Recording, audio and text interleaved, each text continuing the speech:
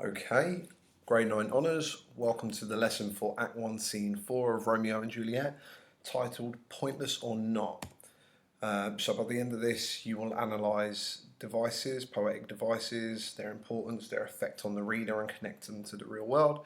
You will also provide reasons for why people believed Act 1, Scene 4 is necessary in the story. So many people argue that it's pointless, and I want you to counter-argue that. So, basically what happens in this scene is Romeo, Mercutio and Benvolio. So we've got two versions of Mercutio here because you've not met him yet. This is the first time you're being introduced. And it's before they're about to go to the Capulet masquerade party. Now, the scene centres around Mercutio's speech about Queen Mab. So Shakespeare actually invented this character. We'll go into a lot more detail as we go through, but Mercutio and Romeo are arguing about love. Mercutio actually sort of juxtaposes Romeo's opinions about love. Romeo is obviously quite soppy.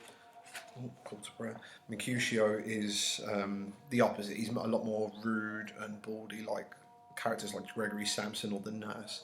They're talking about dreams, and Mercutio comes up with this character, Queen Mab. Now, Shakespeare actually invented this character, and since then it has been used in several other stories. So Percy Shelley, his daughter Mary Frankenstein, in one of his stories references the fairy queen, Queen Mab, and references a lot of the stuff that's used in Romeo and Juliet. In chapter 31 of Herman Melville's Moby Dick, it's actually titled Queen Mab. And in J.M. Barrie, who wrote Peter Pan, Finding Neverland, stuff like that, in Little White Bird, they reference Queen Mab. They allude to Queen Mab as well. There we go. So let's begin with the scene. So it starts off the night of the party. Romeo, Mercutio, Benvolio, and others with torches and a drum. So I really want you to try and picture this scene. It's set in Verona, obviously not in Elizabethan England, but it's a long time ago. And you know, they're going to this masquerade ball. They have torches they carry with them. They have a drum. They're really excited to go and dance, to do these old-fashioned dances. And Romeo says, "What shall this speech be spoke for our excuse, or shall we on without apology?" So what's happening here? They're going to a party. They're going to the Capulet party, which they're obviously not allowed to go to. The fact that Benvolio and Romeo are Montagues, they're not allowed to go to it. So he's saying, what's our excuse when we gate crash this party? Or should we just go and apologise? And Benvolio says, the date is out of such prolixity, we'll have no Cupid hoodwink with a scarf, bearing a Tartar's painted bow of laugh, scaring the ladies like a crow keeper. So what's happening here? He's saying we won't have our dance. It's not cool to give long explanations. We're not going to go in there and talk for ages because that's out of fashion. It's not cool to do such a thing, and we won't have our dance introduced by someone dressed as a character. They're dressed up as a character. Remember, this is a masquerade ball, so they're not interested in any of that. They don't want to make a big scene. They just want to go there and have a dance. They don't want to go up there. You can imagine, if any of you have seen films like Cinderella or any of these old-fashioned films where they have balls, they introduce each guest individually. They don't want any of that. They don't want to be involved. They don't want to be introduced by someone dressed as a character. They want to sneak in. So by bearing a Tartar's painted bow of laugh, just carrying a bow, or scaring ladies like a crow keeper or a scarecrow. Without book prologue, faintly spoke. So here it says, we won't have a long speech planned after the prompter of our entrance. So they're just going to sneak in. But let them measure us by what they will. We'll measure them a measure and be gone. So measure here meaning dance. Measure here, judge. So we have wordplay, measure and measure, two different meanings. But let them measure us by what they will. We'll measure them a measure and be gone. So basically, just walk in, don't make a big scene, don't be introduced, sneak in, we'll have a little dance, let them think what they want, and then we'll leave. So Romeo says, give me a torch, I am not for this ambling, I'm not for this dancing. Being but heavy, I will bear the light. So Romeo is feeling depressed. He doesn't want to dance. He says he will carry the light for everyone else. Um, he's not interested in doing it at all. Then Mercutio says, "Nay, gentle Romeo, we must have you dance." "Not I, believe me, you have dancing shoes. With nimble soles I have a soul of lead, so stakes me to the ground I cannot move." So we've got some more wordplay here. Soles and soul, like the soles of your feet, obviously dancing shoes. And I have a soul of lead. He's feeling depressed. He doesn't want to dance. My depression brings me to the ground, so I can't move. I'm not interested in dancing. Mercutio says, "You are a lover. Borrow Cupid's wings and soar with them above a common bound." So basically, again, there's more allusion to the god of love, Cupid here. There's a lot in the story. And he's just like, "Come on, mate, you're a lover. Have a little dance. Pick yourself up. There's no limit if you like dancing, you're happy and you're having fun. Just try and get out of your slump." Alright, "I am to soar and pierced with his shaft, to soar with his like feathers and so bound. I cannot bound a pitch above the woe." God, I can't speak. "I cannot bound a pitch above dull woe. Under love's heavy burden do I sink." So again, we've got this pierced by Cupid. He's, again, "I can't do anything. I can't leap to any high. I cannot leap to any high above the well, above my sorrow. I'm stuck to the ground under love's heavy burden do I sink. Rosaline doesn't love me. What am I to do?" And he's stuck there. He's sinking.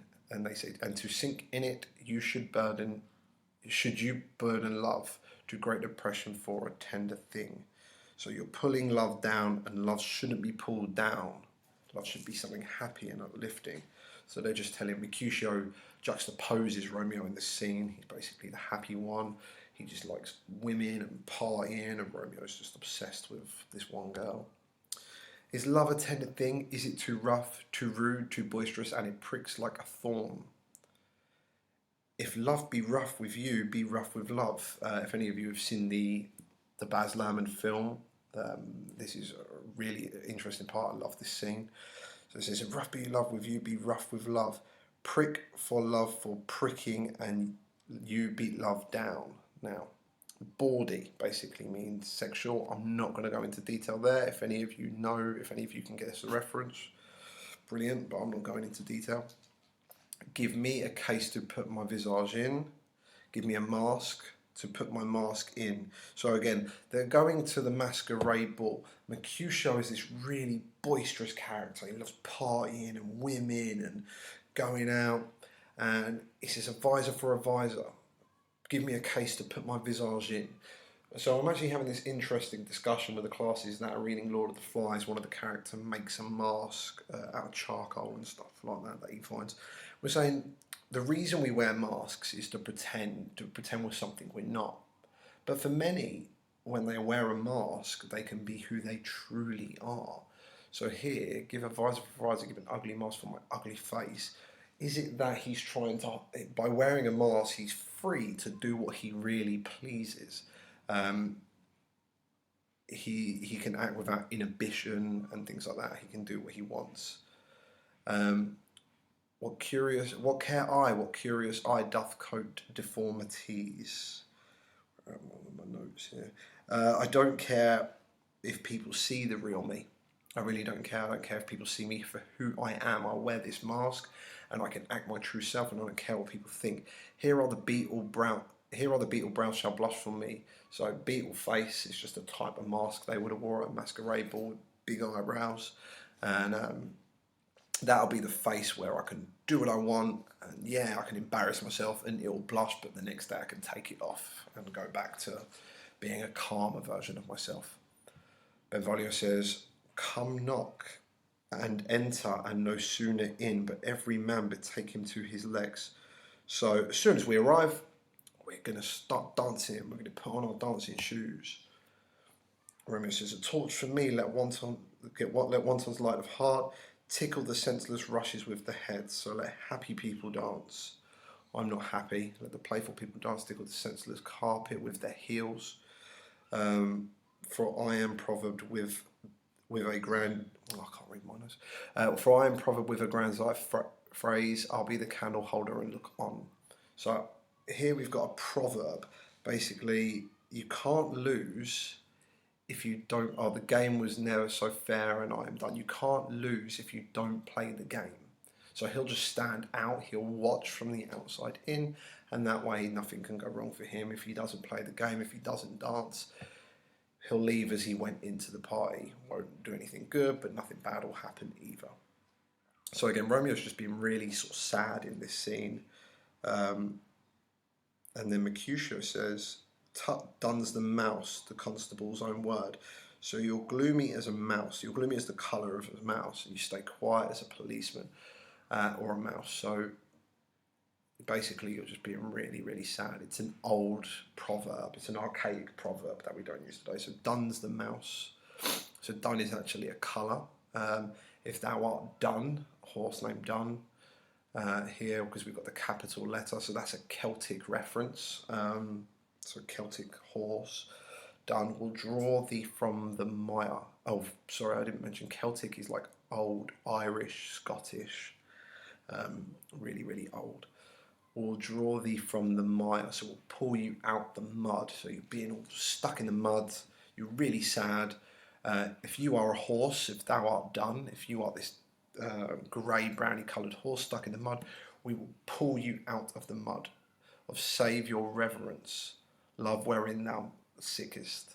Come up the ears, come, we burn daylight, ho. So come on, we're wasting time. We're burning the candle in daylight, we're wasting time. So let's go. And then Romeo says, "Nay, that's not so. I mean, sir, in delay, we waste our lights in vain like lamps by day." So again, we're wasting our light in the daylight. So if you have candles in the day, it's pointless, and that's what we're doing now. We're wasting time, and it's a pointless thing that we're doing. Take our good meaning for our judgment sits. Now I love that. Take our good meaning. So take the obvious meaning. Take what I say for our judgment sits. 5 times in that, once in our 5 wits. So basically, take what I actually mean. This is what I'm saying here. Take what I really mean. Don't try to make double meaning. Don't try to make something deeper than what I'm actually saying. You guys should love this because it's like what you could say to your English teachers. Take what is obviously being said, what is obviously being written down. Don't try to make deeper meaning from it. And I found that really interesting because Shakespeare obviously intentionally makes a lot of stuff, writes with double meanings and it's wordplay and the allusion and all these references. So he wants double meaning a lot of the time, but he has his character saying, just listen to the obvious. There's wisdom in that. Don't try to make your own meaning from it. And Romeo says, "And we mean well in going to this mask, but 'tis no wit to go." It's not wise to go. So in a minute we have a lot of foreshadowing. And we mean well in going to this mask, obviously mask means masquerade party, but 'tis no wit to go. Why, may one ask? I dreamt a dream tonight. Last night. I dreamt a dream tonight, and so did I. Well, what was yours? That dreamers often lie. In bed asleep while they do dream things true. So Romeo's got this foreshadowing here. He's like, I had a dream that something bad's going to happen if I go to this party. And Mercutio's like, mate, don't be silly. It's a dream. Dreamers often lie. There's a pun here because obviously it's a dream. So dreamers often lie. They lie in bed. You see, that's the pun. They lie in bed. In bed asleep while they do dream things true. And then Mercutio goes on to this ridiculously long speech that many argue is pointless. Some say it's just Shakespeare trying to show off. It's just him showing off his imagery, his talents with writing, with lots of beautiful imagery and similes and metaphors and all these different things, and he writes this fairy tale in poetic form, and it is really pretty. But this is where Mercutio introduces Queen Mab. And he says, "Oh, then I see Queen Mab has been with you." Queen Mab, what's she? And then we go into it. So, we've got, she is the fairies' midwife and she comes. So a midwife is someone who delivers babies. So she delivers babies for the midwife, and in shape no bigger than an agate stone. So she's small as a gemstone on the forefinger of an alderman. So again, this tiny little fairy's midwife. She comes, she's really small, no bigger than a gemstone on the forefinger of an alderman. An alderman is like second in line to a mayor. Drawn with a team of little atomies. So atomies just means tiny. It's pulled by tiny creatures. So interestingly here, atomies is from ancient Greek philosophy, and Leucippus and Democritus come up with this theory of atoms in ancient Greece. I won't go into too much detail, but drawn with a team of little atomies over men's noses as they lie asleep. Her wagon spokes made of long spinners' legs. So her wagon spokes are made of spider legs. Spokes are like, when you've got a bicycle and you have them from the middle to the outside of the bicycle, the lines that go out, that's a spoke. So she's got this tiny little fairy midwife. Paul has a carriage made of spider's legs. The cover, on the canopy, the cover of the wings of grasshoppers. So the canopy of this wagon is made of grasshopper wings. The traces of the smallest spider web. So trace chains or harnesses are made from spider web. And the collars, harness collars of the horses, the collars of the moonshine's watery beams. Her whip of cricket bone, the lash of film. Her wagoner, a small grey coloured gnat. A gnat is like a mosquito. Not half so big as round little worm. Pricked from the lazy finger of a maid. Her chariot is an empty hazelnut made by the joiner, squirrel, or old grub. So like an old worm or cabinet maker. Squirrel makes her chariot. Time out and mind the fairies coachmakers. For a long time forgotten the fairies coachmakers, and in this state she gallops night by night. So I want you to imagine this image.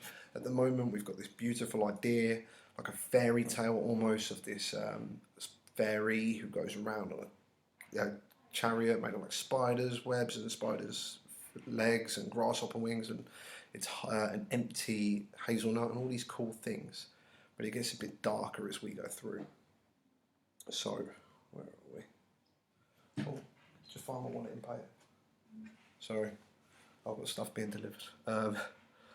Right, so then we go on. So through lovers' brains, and then they dream of love. So it gets a bit darker. Over courtiers' knees who dream on curtsy straight. So these courtiers, people who bend down in the court, try to pay reverence to the monarchy and want to do straight curtsies, she goes over their knees, damaging their knees, so she'll stop them doing these straight curtsies. Over lawyers' fingers who straight or right away dream of fees. Over ladies' lips who straight on kisses dream. Which off the angry mab with blisters plague. So this Queen Mab, she plagues these people with blisters on their lips, like cold sores, herpes. So that's a cold sore, because their breaths with sweet and tainted are, because their breath smells bad. So now we're getting a bit darker now. This Queen Mab, this fairy tale thing, is actually going around giving people like blisters on their lips and going up people's knees. Sometimes she gallops over a courtier's nose, and then she dreams of smelling out a suit, a high-paying job. And sometimes comes she with a thithe pig's tail, tickling a passer's nose as he lies to sleep. So, thithe pig's tail is a pig donated to the church, tickling a parson's nose as he lies asleep. Clergyman, someone in the church. Then he dreams of another benefice, so getting more church money. Sometimes she drives over a soldier's neck, and then he dreams of cutting foreign throats. Again, it's getting really dark now, talking about murder. She goes over the soldiers and he thinks of murder, of breaches, ambuscado Spanish blades. So, of breaches, crossing the enemy line, and then ambushes, Spanish blades. Of health 5 fathom deep, and then a nun. So, drinking, getting drunk, really. So again, it's getting a bit darker now. It's no longer a kid's fairy tale. And it gets even darker at this point. So, and being drums in his ear at which he starts and wakes, and being thus frighted swears a prayer or two and sleeps again. This is that very map that plats the manes of horses in the night and bakes the elf locks in foul sluttish hairs, mats the hair of old women, old ugly women, which once untangled much misfortune bodies, brings misfortune or some superstition. This is the hag when maids lie on their backs, that presses them and learns them first to bear. So again, we've got this lie on the backs. We know this from the previous scene, what this means. So it's talking about women and losing their virginity, and teaches them to bear children. So this Queen Mab is the one who teaches women to lie on their backs and have babies, basically, making them women of good carriage. This is she. So that's the speech. It's beautiful. It's got lots of poetic imagery, similes, metaphors. But does it really develop the play? Not really. So what is the point of it? You're going to have to answer that in a question. So Romeo says, peace, peace, Mercutio, peace. Thou talkest of nothing. Says, oh, shut up, mate, you're not talking of anything. He says, true, I talk of dreams, which are the children of an idle brain, begot of nothing but vain fantasy. So he's saying, like, yeah, I know, I'm talking nothing. It's dreams, mate. That's what you've been doing. You're talking about your dreams, and that means nothing. It's just born of nothing but foolish fantasy, but like childish fantasy, which is as thin of substance as the air, which doesn't mean anything, and more inconstant than the wind who woos. So the wind changes all the time. So the dreams change, the wind changes. Even now the frozen bosom of the north. So now the wind's cold, and being angered puffs away from thence, turning his face to the dew-dripping south. So, you know, the wind changes all the time. At the moment it's cold, and soon it'll get angry and the wind will be hot. That's like dreams. They don't mean anything. They change all the time. And he says, this wind you talk of blows us from ourselves. So this wind you're talking about is stopping us doing our plan to go to the dance. Supper is done, and we shall come too late. Romeo says, I fear too early, for my mind misgives some consequent yet hanging in the stars. So a lot of foreshadowing here. My mind fears the consequences of fate. So it develops the theme of fate. Shall bitterly begin his fearful day with this night's revels and expire the term. So this party will end the life of a despised life closed in my breast. It will end my life, which I don't even like at the moment, by some vile forfeit of untimely death. Yep. So again, lots of foreshadowing. But he that hath the steerage of my course, so he capitalized obviously is God, hath steerage of my course, so fate will intervene, direct my sail on, lusty gentlemen, strike drum. So they go to the party, and that's it. That's the scene. So there's lots of imagery there, lots of metaphors and similes. It's like a fairy tale of sorts. So your assignments. Assignment 1. Many argue this scene is pointless. Your job is to argue that it isn't. Write a paragraph arguing against those who do not see the need for this scene. You may start your topic sentence or your main claim as, despite many arguing that in Shakespeare's Romeo and Juliet, Act 1, Scene 1, Feat 4 is pointless, it is integral to the play because... Finish the paragraph. When you're writing the paragraph, please use the colour scheme. Highlight your topic sentence. Yellow. Black is for the what, which I've already done. Purple is for the how or the why, just to ensure that you've covered that. Then give your evidence. Make sure it's embedded. Your words with blue and the author's, or the playwright's words in red. Make sure it's cited correctly as well. So try to embed, give context. Obviously, if you're writing to someone who's not seen Romeo and Juliet, would they understand your quote from what you've written? Then, analyse. Level 1. Always, because it's literature. There's always going to be some level 1 stuff to write. What device did they use? What word choice is important there? And what's it trying to say? You can always do level 1. Level 2, link it to the plot, the characters, the setting, the tone. Level 3, connections to the outside, the real world, social, historical context, the author's life, other books, other stories, other plays, other poems, or even the bigger themes. Or you can even do to modern day. And then transition into a sub-claim. So you're going to need at least 2 pieces of evidence to back up your major claim.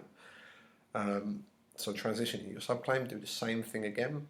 Evidence, red and blue, your words in blue, authors in red, and analyse. Then if you need to, minimum 2, but if you need a third piece of evidence, piece of analysed evidence, do it. And then finish with a closing sentence which restates your topic sentence. Then your second assignment, you're going to pick devices from Act 1, Scene 4. There's loads in there, and you're just going to analyse them. So here's one we did last time. The earth have swallowed all my hopes, but she is the hopeful lady of my earth. So this is a metaphor trying to say that his previous children died and have been swallowed by the earth when buried. Juliet is the only one to survive, so the hopeful one to continue his name. That explains what the metaphor is trying to say.